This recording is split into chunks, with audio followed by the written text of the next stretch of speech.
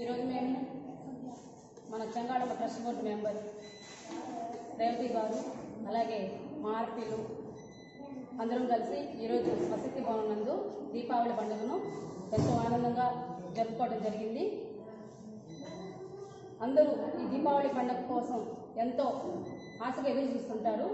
సంతోషంగా నోములైతే ఏమి, అలాగే లక్ష్మీ అమ్మవారికి పూజలు చేసుకుంటూ మళ్ళీ కూడా అమ్మవారిని సిరి సంపదలు అలాగే ఆయుర ఆరోగ్యాలు ఆశీస్సులు అన్నీ కావాలని కోరుకుంటూ పూజలు చేసుకోవటం ఆనవాయితీ.